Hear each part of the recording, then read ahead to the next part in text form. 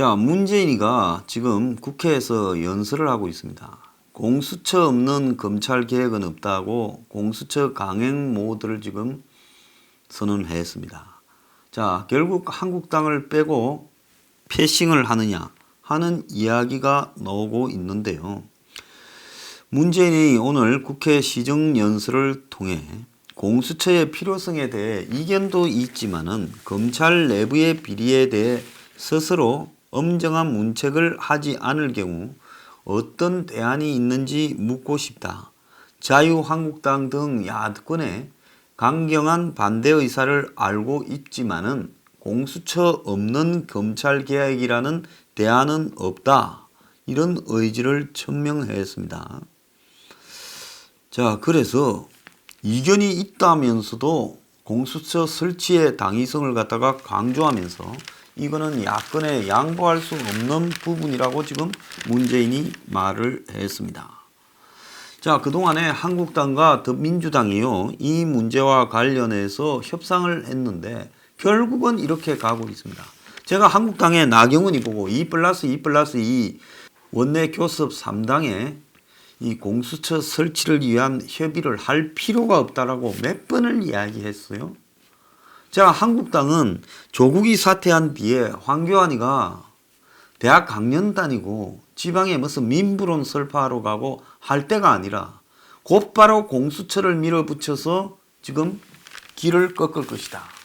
그리고 여기서 공수처가 통과되고 나면 일종의 이것이 그야말로 전국의 전면 전환이고 수세에 몰렸던 이 여권이 반격에 나서서 총선까지의 과정에서 거센 반격을 통해 그야말로 자신들의 주도권을 확보하는 싸움으로 인식하고 있다. 그래서 공수처 문제는 한마디로 총선 주도권이자 영구 집권을 위한 부분이고 문 정권이 본격적으로 독재 정치를 선언한 것이고 또 자신의 지지층을 총격질시키기 위한 수단이고, 자, 단기적으로는 조국에 대한 전면적인 반격을 의미한다. 이렇게 봐야 되는 겁니다. 자, 이렇다면 이런 공수처 설치에 대한 업무에 대해 거기에 이제 당근으로 선거법 개정을 해주지 않습니까?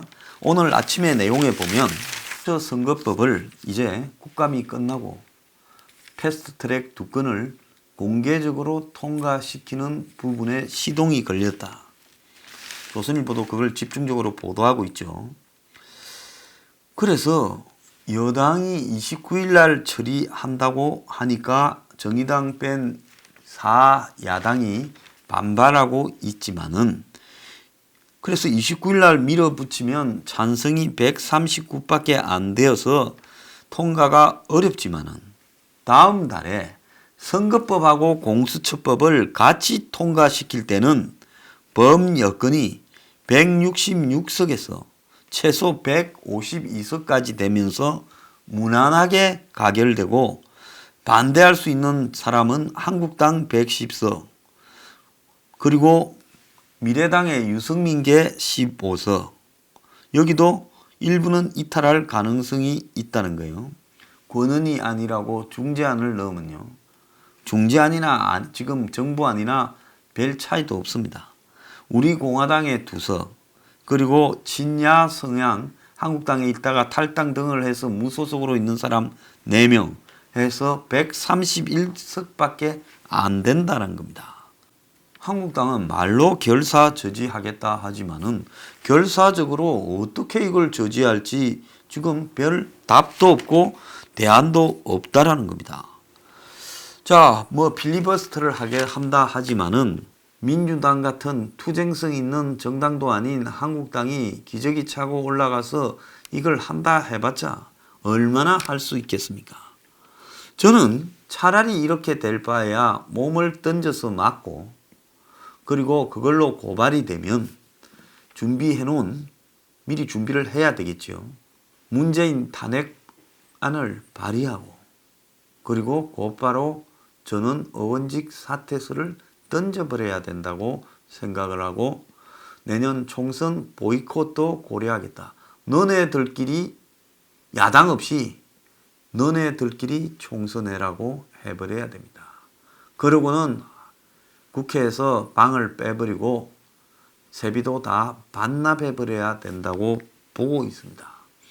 이런 가열찬 투쟁이 없이는 공수처법은 선거법과 맞물리면 통과될 거고, 선거법도 제가 몇 차례 예고한 대로 30석 정도를 늘려가지고 공수처로 없어지는 지역구를 커버해 줄 가능성까지 지금 거론되고 있습니다.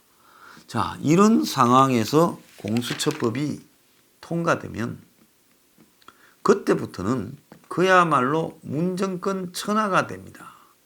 이제 공수처법이 통과되면 당장 어떤 일부터 생기는가 하면 법관에 대해서 공수처가 판사들에 대해서 수사를 하게 되면서 한마디로 사법부의 독립이 훼손된다는 겁니다.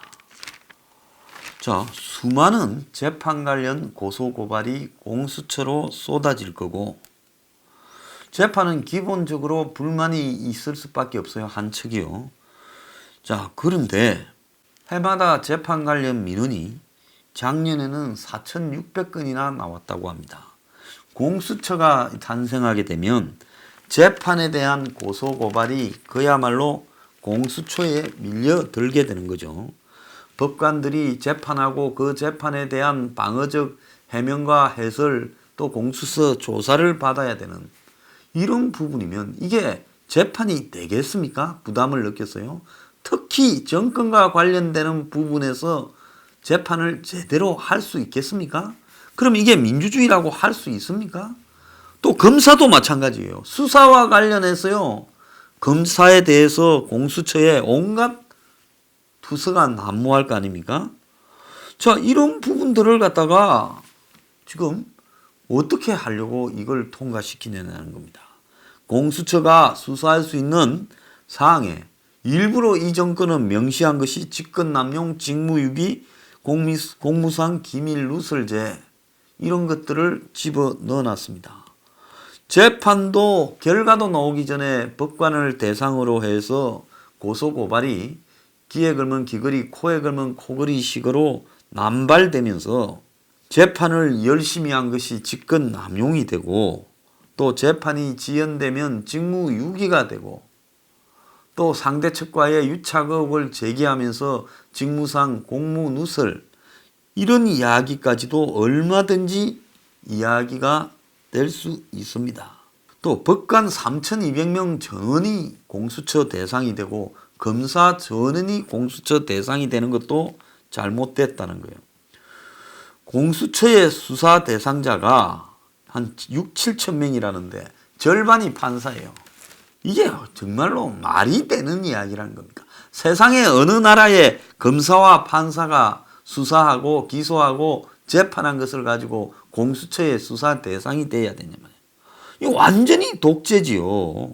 오죽하면 이 정권에서 추천한 법원 행정처장이 공수처법과 관련해서 국회에서 의견을 말하라니, 이거에 대해서 지금 심각한 문제가 이런 문제라는 거예요. 자, 결국 공수처법은 게시타포 조직을 만들어서 판사, 검사부터 경찰, 고위직, 고위공무원들이 정권의 눈치를 봐야 된다. 지금 그런 부분을 갖다가 지금 강제하는 겁니다. 그래서 소신껏 수사, 기소, 재판을 할 수 없도록 만드는 검찰개혁법이자 판사통제법입니다. 공수처법을 자꾸 검사하고만 연결하는 것도 문제예요. 현재 판사 전원을 대상으로 하고 있다는 겁니다. 한마디로 민변 검찰을 하나 더 만들어서 게시타포의 이 민변이 한마디로 가죽 코트 입고 게시타포가 되는 겁니다. 민변의 변호사들이요. 그들이 판사, 검사, 경찰 고위직들을 다 심사해서 그 중에 이건 칼라가 좀 그런데, 이거는 기소한 내용이 좀 그런데, 수사한 내용이 그런데, 이거는 재판한 내용이 그런데 너네들 죽어봐 하고 집어넣어버리는, 그야말로 문재인의 시녀가 되는 검사, 판사, 경찰 위에 또 다른 조직을 하나 만드는 겁니다. 이거를 갖다가 한국의 야당 의원들이 의석 늘려준다고 사탕을 던지니까 사탕 하나 받아먹고 찬성하겠다? 이게 말이 됩니까? 여러분이 내일요. 조국 정경심 구속도 외쳐야 되지만 이 공수처 반대도 소리 높여 외쳐야 됩니다.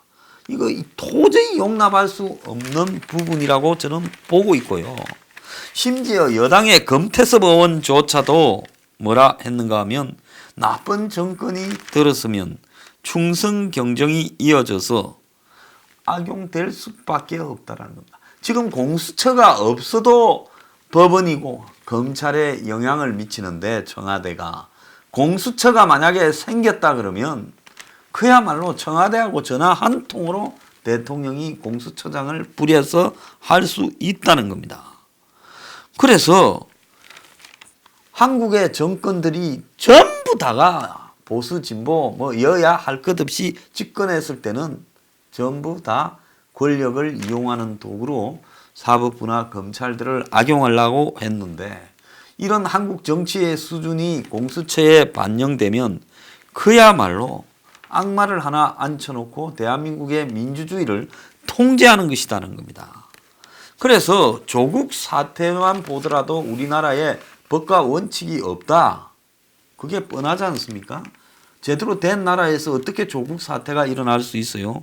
그런데 공수처까지 만들어져서 지금 됐을 때는 어떻게 민주주의가 유지될 수 있느냐는 겁니다. 자, 그래서 제가 앞에서도 이야기했지만 이 공수처가 다목적이다. 첫 번째는 조국 사태에 대한 국면에서 국면 전환을 해서 반격을 해서 내려가는 문 지지율을 올리려고 하는 거다. 두 번째는 지지층을 총결집시켜서 총선에 지금 내몰기 위해 공수처라는 것을 위에 올렸다. 그래서 조국 정경심 지키자 하는 것도 결국 공수처로 연결되는 공작 중에 하나다는 겁니다. 자, 세 번째는 이 공수처가 통과되게 되면 총선 주도권이 여권에 넘어가게 되고 그야말로 영구 집권 연장을 하는 총선 승리가 이루어질 가능성이 매우 높다는 것이고 기본적으로 이 법은 그야말로 독재로 가기 위한 민주주의의 상권 분립 원칙. 왜 민주주의가 행정, 입법, 사법의 3권을 분리시켜서 서로 견제하게 했느냐. 국가의 권력은 누구 하나에게 몰려 있으면 반드시 썩기 마련이죠. 그렇기 때문에 국가 권력은 상호 견제하도록 되어 있는데 이것을 그야말로 청와대라는 권력이 다 통제하게 만드는 것이라는 겁니다. 자, 이런 부분에서 어떻게 이걸 용납할 수 있겠습니까? 여러분 정신 차리기 바랍니다.